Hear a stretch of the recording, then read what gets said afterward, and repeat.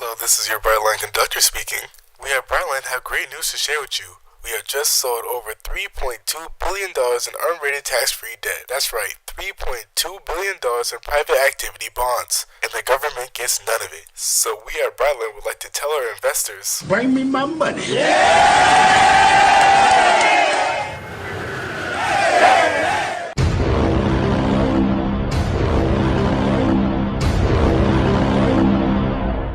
God, what is that noise? honey, it's the intro. On the last episode of The Truth About Brightline, we talked about Brightline's beautiful rolling stock. And on the last episode, we talked about the reason why Brightline is not high-speed rail. Go check those out if you haven't seen it already. But for this episode, let's talk about a common misconception about Brightline. Brightline is completely private, therefore it uses no tax money. This is false. Yeah, I know there's some of you that look at your screen like, there's no way, these motherfuckers. But before you blow up your house and die, let me explain why. Passenger transportation has never really been a lucrative business. No matter what mode of transportation, plane, bus, boat, train, car, plane. Did I say plane? Yeah, passenger airlines are heavily subsidized. Could you imagine the cost overruns if they had to single-handedly pay for maintenance fees and construction costs for airports? An economy class ticket from LA to New York would be like $1K. And don't even let me begin with car transportation. Nonetheless, even without paying the full cost for the facilities, many passenger transportation companies also transport cargo, as it's not just your luggage that sits underneath you on the plane. There are some passenger airlines that have their cargo sector flat out carrying their whole company, as if it were Tom Brady in Super Bowl 51. And private railroads also used to carry out this strategy until, well,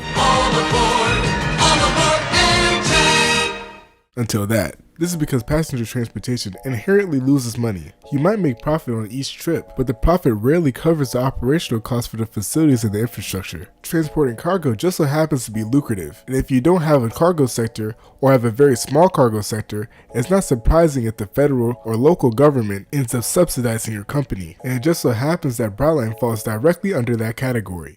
For example, Brightline's Boca Raton station was supposed to come in at $40 million, with the city of Boca Raton spending $9.9 million on the project. As all modern public works go, the price said,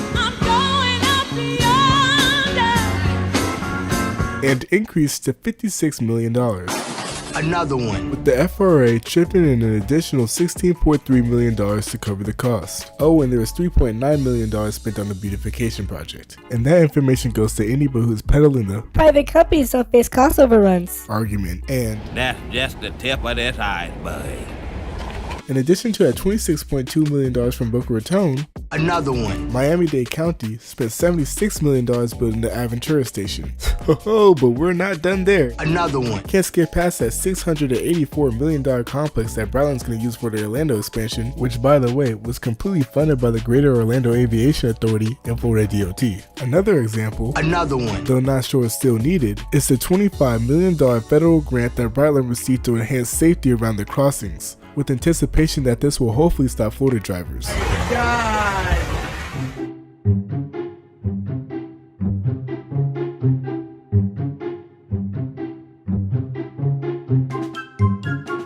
That's a lot of damage. So, let me bring out my calculator real quick. That's $811.2 million in funding. This is excluding Boca Raton's $3.9 million beautification project. And that's direct funding. If you remember the intro for this video, Brightline has over $3.2 billion in tax-free bonds. This is all information that you can find online. Unfortunately, because Brightline's a private company, there's a lot of information you can't find online, such as who are the investors, what is the yield rate, what is the interest rate. Without all this information, I can't calculate the exact amount that the federal and state government isn't collecting. So if you guys have any questions on that, I don't know. All we do know is that the state and the federal government are not collecting a lot of money. So the best we can say is that $811.2 million in funding plus X.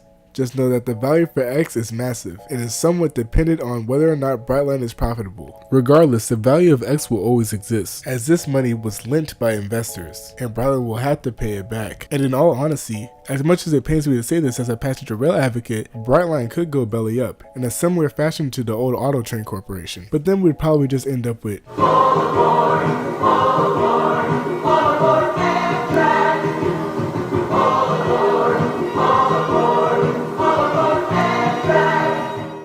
doing Amtrak Florida service available January 2037. Get your tickets at www.amtrakflorida.com. That's www.amtrakflorida.com. Either way, the government's going to be paying for it. Since Brightline is a private company and they're not publicly traded, I don't have any access to their financial records, but I do have access to government spending records, which is where I got all the information from. If you made it this far in the video, let me get a W government in the comment section. Go ahead, put it. I'll wait.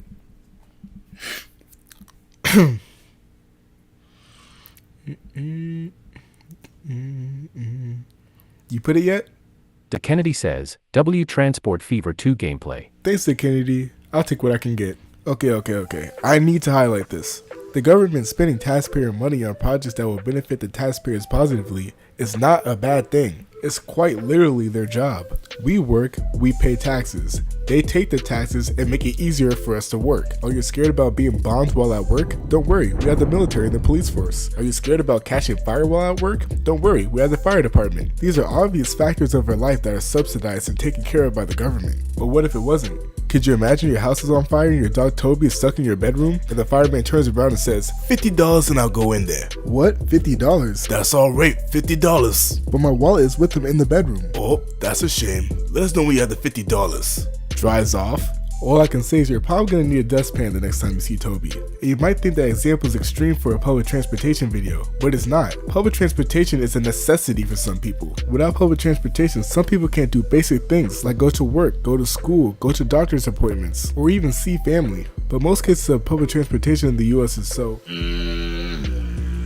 because we keep on allowing the government to skim away the budget for companies like Amtrak, making service for some transportation agencies downright atrocious. You think that Brightline's the only private rail operator in the US? Guess what? The 5th largest commuter railroad in the US is operated by a private company. They may not own any of the infrastructure or the trains, but they're in charge of maintaining them. They're also in charge of employees and customer service. All the MBTA does is oversee the process, essentially making the private company the middleman for all the MBTA's work. In both cases, the government ends up spending the same amount of money but having less control. Is there really no financial incentive for the government to operate their own services? In Miami-Dade, the new station at Aventura is supposed to bring in $90.8 million annually, completely making back their $76 million in 1 year, which is $2.7 billion in 30 years. This is called building for the future. Alfredo Garbanzo says, always felt that Brightline was kinda Suze, was still hoping I could have rode it while I was in Florida, but sadly was all the way on the southwest side of Florida and there was really no reasonable public transit to get there. To take the public transit LMAO kinda ironic. You don't understand, Donald, how much Sir Topham Hatt relies on me. Ugh, aye, muttered Donald sleepily. I'm Great Western, and I— Quack, quack, quack. What? Ye heard? Quack, quack you go. Sounds like you'd an egg laid. Now wheesht and let an engine sleep. Jamal Hayden says, thanks for the video. No thank you. So that's it for this video. Comment down below to share your thoughts. This way you can be featured in future videos. And if I earned your like and subscription, I love you. And if you made it this far in the video, thanks for watching. Matthew Schricker says, really well thought out and produced video. I appreciate it and subbed. Air Jamaica 2.0 says, my new favorite video on YouTube.